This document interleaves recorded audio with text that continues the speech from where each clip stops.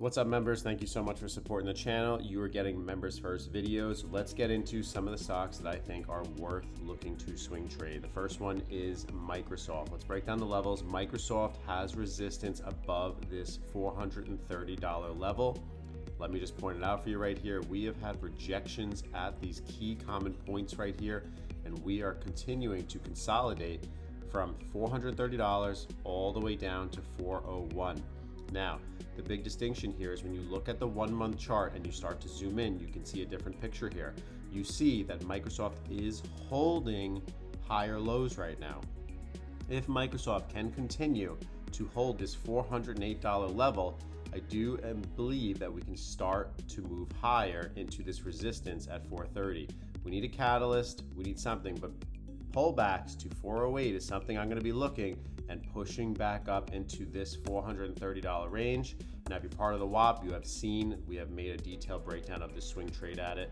Now, looking at the 6 month here, if we can push above this $430 level, the next thing we are looking for is a move back to about $450 per share.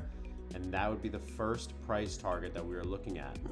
So when you look at this as an overall trade aspect, we would be looking at buying a pullback to 410, 408, stop loss below 398.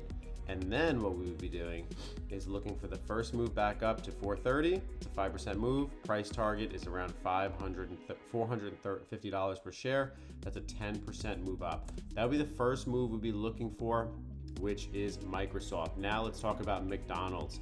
McDonald's is another stock that is offering interesting ROI potential here because you have a dividend company that basically has been around forever on an uptrend since 2015. Now we have finally broken this trend. You can see as we draw it out. We only broke it one time where it went down basically 50%, but that was during COVID. Now what's happening here is we had to break through here to 240, bounce back up, appreciate up to 340. Now we are pulling back, trend is broken, but you can see that there is a support level basically at this $250 range. That is what we were waiting for. We want to be patient with McDonald's, let it pull back. If we do get that opportunity, what you can do is when you look at the 1 year chart, you can start to see that we have a little bit more downside to go. Might get a retest potentially of 270. That's not out of the question. That's literally only about a 1% pullback from 276. But I'd be looking for that move all the way back to about 250. It's going to be about a 6% pullback. McDonald's is one of those companies that has been around forever. They know how to make money and just waiting for a nice opportunity to get in and collect a dividend and then hopefully get that appreciation from a bounce back up from 250 all the way back up to 300, which would be a nice 15% move plus all of the dividends that you will be receiving. So McDonald's is something that I am heavily interested in. The next one is Meta Platforms. Meta Platforms, they had an interesting earnings call. We reviewed that on the WAP. You cannot deny that this $600 level is holding up so far. If we can hold $600 per share, I think the trade is still intact. Right now we are curling. We're curling at this level, 598 to 600. It's a very tight stop loss, but if you can hold $600 per share, we're looking for a move back up all the way to $650 per share. Now zooming in on the 6 month chart, I just want to make it clear that Meta is trading in this zone from 585 all the way up to about $690 per share. You can see it right here. This is where we rejected 684, 672, and then right there at 690. So we are looking to trade the bottom of this range, but right now, as long as $600 holds, I think the obvious low would be around 580. But if you want to be aggressive, your first trade could be buying that $600 pullback. If we do get this and we do consolidate and hold and push up higher, perfect. If we don't, you could be patient, waiting for that move to pull back to about $580. That could be your entry.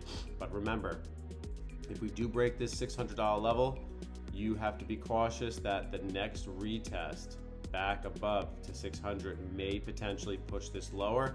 We'd have to see with the catalyst moving forward. The next stock that I think you should be thinking about is SoFi Technologies. Look at SoFi Technologies right here.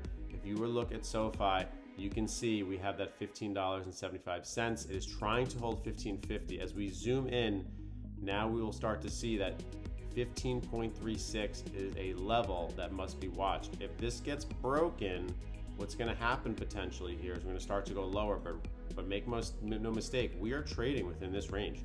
We are trading from 15.5 all the way up to 16.36, and this is something that I would be watching. Now, until we can break out of here, you don't know which way it's going to go, so make the trade a little safer. Wait until you break below 15.5, look for the retest, and then short lower. Or if we can get above 16.3 and actually hold it, which has been rejected multiple times, look at these multiple rejections coming in. If we can get above that, that's what we'll be looking for, and then pushing higher. Let SoFi tell you where it wants to go. Wait for that obvious point of rejection. The next stock I want you to think about is Netflix. Netflix is at a do or die moment right now. It's filled its gap. It rejected $100 per share. It has rejected $95 per share. This stock moves on its own, always different from what the total overall market is doing. It's a good indicator of where your big caps are going. When I look at Netflix, I see a potential drop here. I see that we could be headed all the way down to $78 per share. I just want you to see what I am seeing. When you look at these levels, $90 is the first point of resistance, then 95, then 100.